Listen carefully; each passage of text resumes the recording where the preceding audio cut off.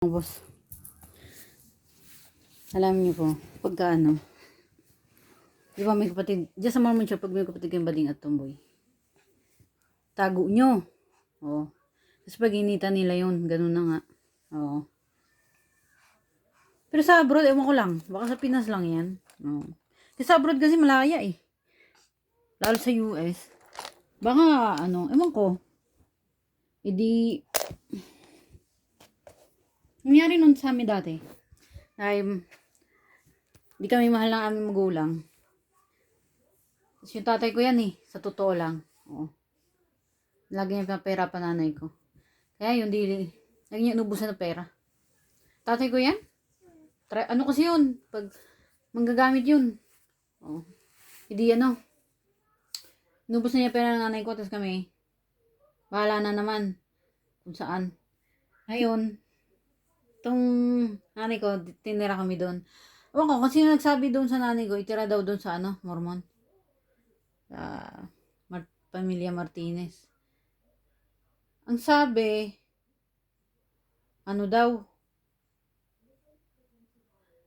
ang pagkaintindi ko, kasi hindi ko maalala lahat eh, nagsinungaling yung nanay at tatay ko. Tapos pareho sila nagsinungaling, yung Mormon din na member. Ewan ko kung sino yung kausap ng nanay ko nun. Pareho. Kasi sabi nila,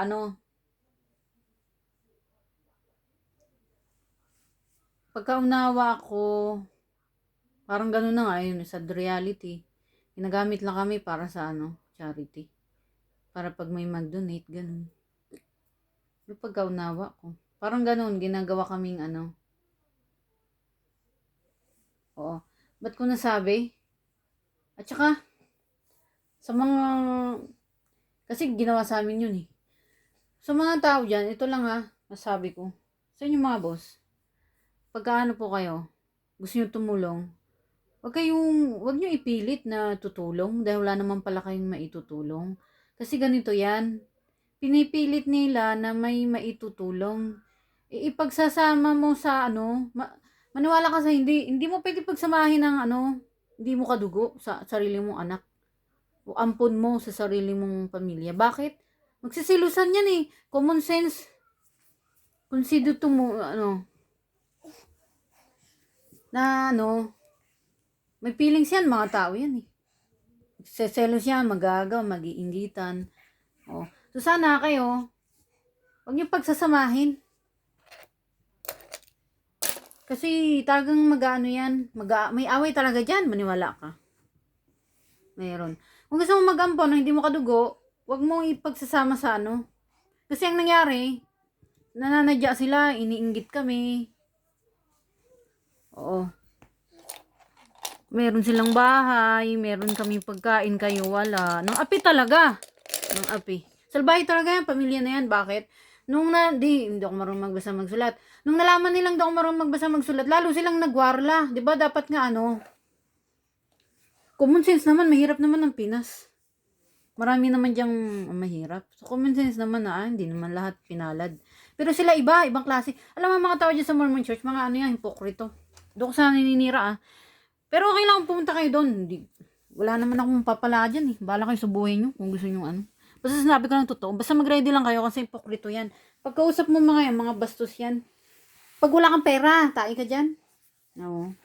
Ang nagpasaway ako, ako lang naman yung okay lang sa akin, deserve ko yun. Pero yung mga kapatid ko hindi. Kasi kaya nila paginitan yun, sinaktan nila yun, kaya talagang tinililing nila, ginutom. Tapos, di pinatulog, 4 na araw, 3 araw.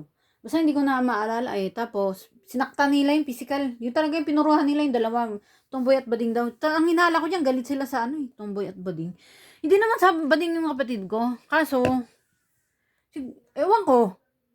Sino naman ako para mag-judge sa personal ng isang tao? Siya naman ang mag-aano ng sarili niyang buhay. Kaso, sila nga ang tomboy ka, bakla ka, yung ganun. Hindi ko na, yun. Hindi ko na, bata ako eh. Ano ba kayo? Bata pa ako nun.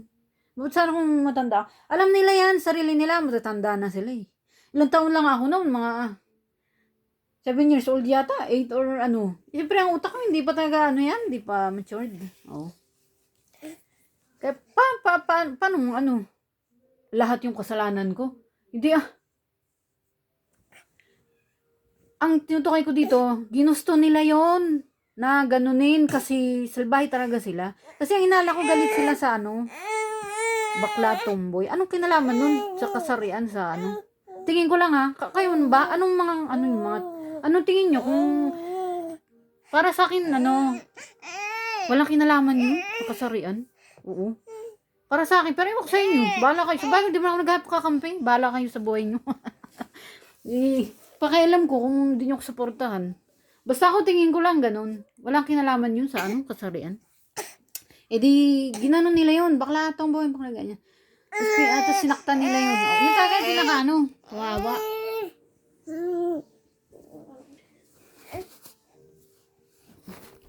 Tapos balik tayo. Mga karakter ng mga taga-Mormon, karamihan dyan, ipokrito. Oo, naalala ko nun, sabi niya nun. Oy, nagpasaway to. Ako raw. Ang gagawin, di dapat ako lang yun. Tapos ginawa nila lahat. Siyempre, hindi naman patas yung para sa lahat. Ako lang naman yun. Pero ang ang punto ko dito, ganito yan sila eh. May doktor silang member. Oo, hindi sila basta-basta, mayabang pati. Oo, ang yayabang. Oo, mantakin mo. Kesyo, ba't ko nasabing di mayabang? O di good, di doktor, yung mga member nila, etc. Ganyan. Sus, nalaman mo na nga hindi marunong magbasa at magsulat yung, ako ba dati? O, yung bata ba? Di ba dati unawa? Hindi, lalo silang nagwarla, feeling nila, lalo silang nag-imagination. Mga may tililing. Oo, may tililing. Ang hinala ko dyan, galit sa bading eh. Tsaka sa tomboy. Tingin ko lang pero bahala na kayo. Di sinasabi ko lang, di balik tayo. Di yun nga, nagkampihan sila. Katulad ng bully, ganun din sila. O, yun nga lang, member sila. O, tatawag nila yung doktor. Anong gagawin natin dito? At siya sa doktor niyang member yung Gilbert Martinez. Ano gagawin? Sumagot naman yung doktor na nasalbahe din. Alam ko, Amerikano yun eh. Oo. Yun nga, torturing daw. Tapos sumagot din yung simbahan. Tatlo yan sila eh. Ang nag-save sa amin yung nanay ko eh. Oo. Tapos ayaw nila huminto. Di sabi ng nanay ko, ayusin na natin to. Wala nang nandyan na eh. Ganyan. Di, pasensya naman siya, humingi pasensya. Ayusin na lang daw, ganyan. Ayaw talaga nila. Ang gusto nilang mangyari, yung direksyon nila, ganun. Ayun nga, mas pinag-iinitan nila talaga yung tomboy at yung bading. Oo. Di lahat daw, gusto nila, lahat, ganyan. Sabi nanay ko, hindi siya lang yun. Bigay ko to sa inyo, ako raw. O sa inyo na yan, kasi siya lang nung gumawa nun eh. Kasi nanay ko patas naman siya kahit paano. Kahit ako patas din. Okay lang sa akin yun. Pero nagtaka ako, pinag-inita nila yung naiintindihan nyo, wala nang kinalaman yun. Pero wala eh, ginusto nila yun, di ko nakasalanan yun. Di nga, bahala kayo. Di ko problema yan, tsaka walang pakialam, di nyo kampihan. Di man ako naghamp kakampi, sinasabi ko lang mag-ingat kayo kasi nga, at nanghinala ko dyan, galit sila sa Ibig sabihin, kung ginawa nila sa amin, gagawin din sa inyo yan. Pag may kapatid kayong alam nyo na. Tago-tago nyo na lang. Oo. Hindi, yun na. Tago nyo na lang kasi galit sila dyan. Titililingin nila yun. Hindi, balik tayo.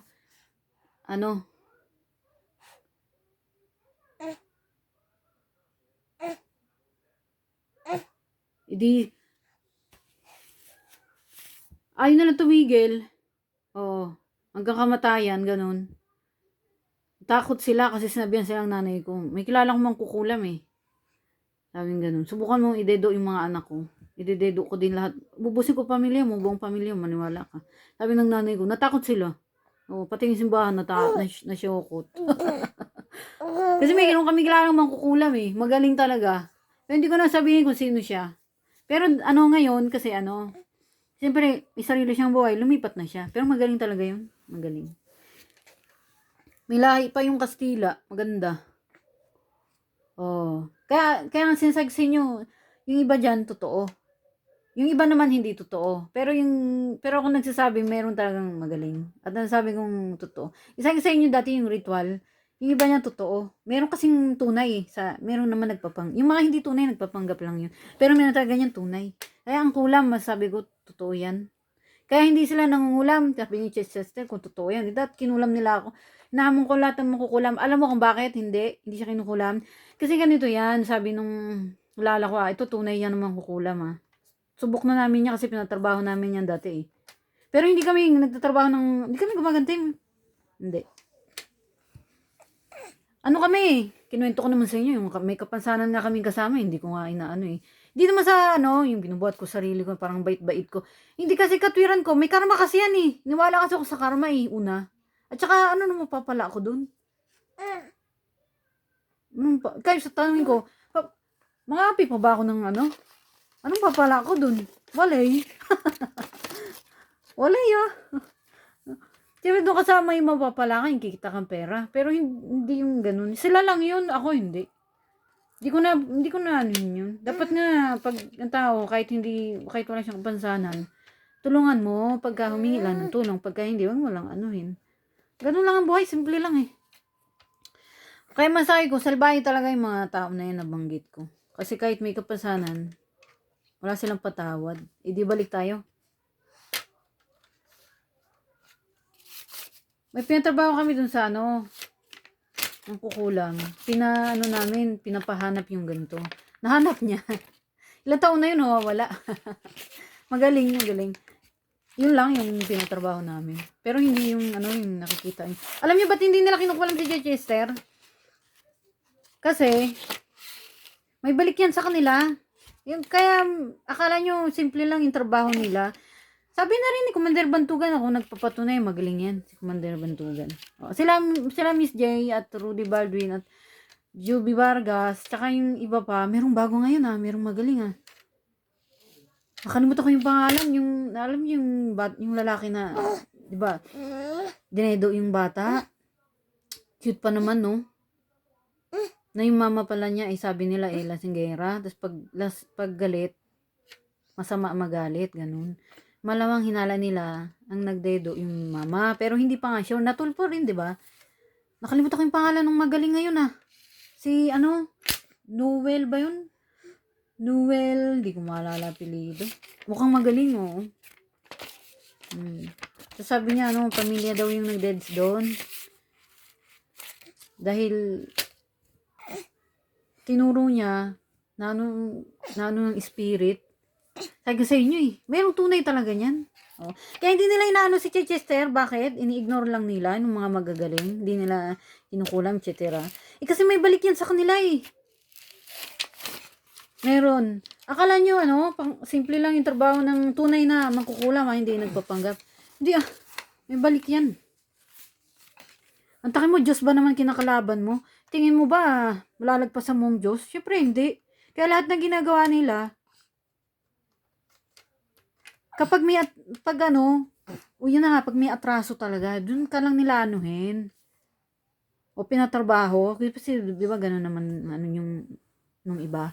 Pero pagka wala naman atraso si Chester sa kanila, iba nila anuhin. Hindi naman gano'n kasama ang mga mangkukulam, sa totoo lang. O sige, walang konsensya. Lahat naman tayo walang konsensya Sa totoo lang, meron pa nga yung konsensya Bakit? Dahil nung dati yung kakilala kong mangkukulam, pinatrabaho namin, hanapin mo si ganito, please. Siyempre, binayaran naman namin. Naawa pa nga Sabi niya, ay, kawawa naman. Ganun siya. Yung hindi mangkukulam, hindi mo nga marinig ng kawawa naman. Ang sagot pa nga, buti nga sa kanya. O, di ba? Alam nyo, nasa tao na yan. Kung makukulang ka o hindi, kung may konsensya ka o wala. Nasa tao na yan. Kung mga kriminal, kung may konsensya o wala, oo. Nasa tao na yun. Kung kahit anong profession mo, kahit doktor, kahit etc., kung gusto mo pagtripan yung tao, nasa tao na yan, hindi sa profession. Yun lang. Yun na, balik tayo. Kaya tataka si Chester, wala naman siya atraso May balik yan sa kanila Ang titira-tira ka nang wala namang ginagawa sa'yo yung tao. May balik yan. Ang spirit ang sigad ang kalaban mo yan. Nakakatakot yan. Oo. Yung iba pa nga yan, nadidedo Yung magkukulang ba? Pag binalikan sila. Yun nga lang, ano,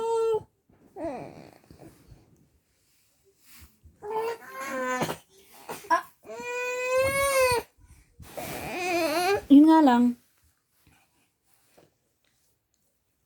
yung,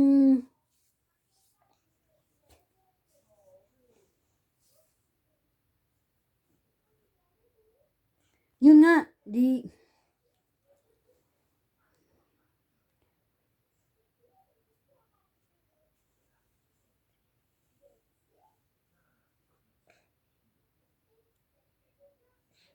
karamihan talaga sa mga, ano,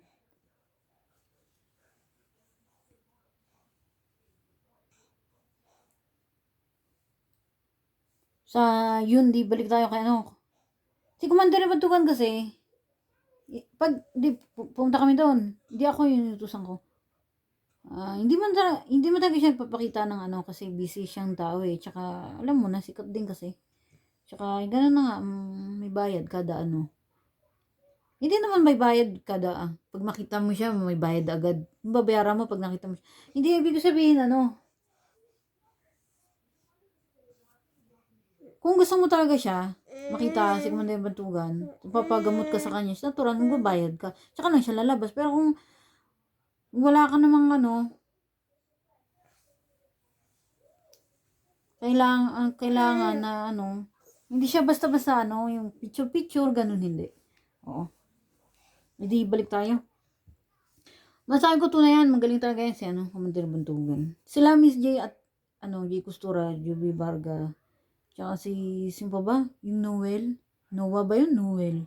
Noah yun, alam ko bago yan si Noah. Magaling, no? Yung nagano sa ano, batang nawawala, no? Magaling. Ano yan siya eh. Hindi ko pa sila na try. O kung tunay. Pero si Commander Batugan na-try ko tunay talaga. Magaling. Pero tingin ko naman magagaling yan sila. Si ano rin, Jessie Flores Witchcraft. Mukhang magaling din siya. Ewan ko lang, pero hindi ko pa na-try. Pero, kaya ko lang naman nasabing ano.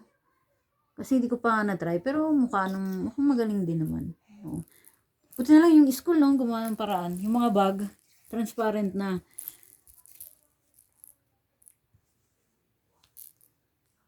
So, sana lang. Dagdagan pa yung action sa bagay. Magtutulungan naman yung mga ano. Ayun lang muna mga basa. Parang may sabi pa kayo lang yung muna. Kalimutan ko eh. Please, sorry may original sang bayan. Malinit siya.